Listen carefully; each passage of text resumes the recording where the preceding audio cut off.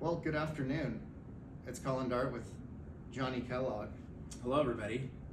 our venerable lending partner over at MHM Lending. And we wanted to jump on today because there's always a lot going on in the lending world as it relates to the real estate market, buying and selling. And big news today, he's the expert. So, Johnny, what do we have to report from the Fed's meeting today? Yeah, well, I'm glad we're chatting today because it's a big day in financial markets. The Federal Reserve decided to raise the federal funds rate by 75 basis points, which is 0.75%. And while this hike has been, anticipated for months, it's still a big moment in the markets in what the Fed is trying to do to bring down inflation. And oddly enough, the Fed raises rates today, mortgage rates are actually down.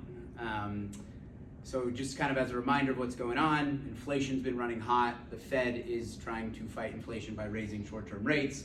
Ultimately, that should bring mortgage rates down, and that's what we're seeing today. That's what we've actually seen over the last couple weeks here. Okay. Yeah. So, sounds like what the Fed is trying to do with their interest rate hikes is starting to have some success. They're having some success, Okay. Yep. And it's really gonna, depend on what we start to see with inflation reports moving forward. But they feel like they're in a good place right now to keep that under control.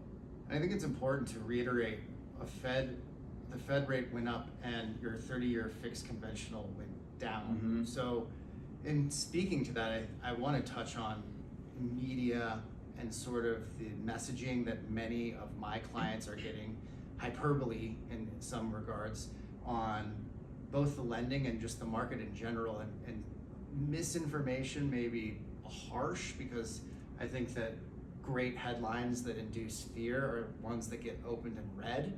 But I think the reality of what we're experiencing, especially in the Front Range Denver and Boulder homes market, is a lot of strength. So like when you're advocating with your clients, how do you position the media stories of interest rates at all-time highs, market is in a bubble, we're due for a massive correction?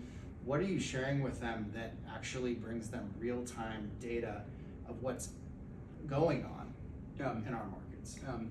Well, I think first and foremost, like you said, the media likes to report on bad news. And in mid-June, when rates spiked over 6%, every single headline was talking about that. There hasn't been much talk about rates coming down since. The average 30-year fixed rate is somewhere in the low 5s to mid 5s today. So rates really aren't as bad as many people think, as the media is painting a picture.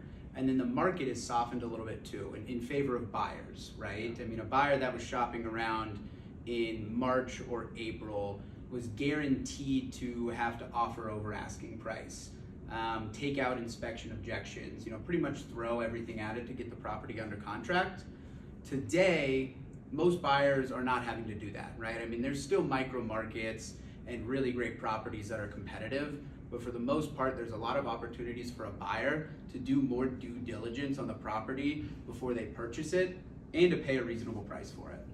That's an excellent segue, because really what I want to reiterate is there's opportunity in the market. Mm-hmm. What you and I are seeing is that a normalization of the market equals the buyers that were having challenges back in the first quarter and into the early parts of the second, actually being able to go out and compete or not have to compete, being able to execute their transactions. More and more opportunities are opening up for contingent offers. That was, non-existent. A fairy tale world Right. within the last 18 months. That is happening, and then the negotiation. So you're actually able to do diligence. And you were mentioning people actually might be able to see a property more than once. Yeah, I mean, wouldn't that be crazy? You can see a property you're gonna buy twice before you submit an offer. So, on my end, a welcomed adjustment, this normalization. I've had some great success with clients. I'll let you kind of close it up and just share what your thoughts are, perhaps, for the remainder of the third into the fourth quarter. What should we be looking out for? I think more of the same as what we've seen over the last month. I think the first half of the year was crazy.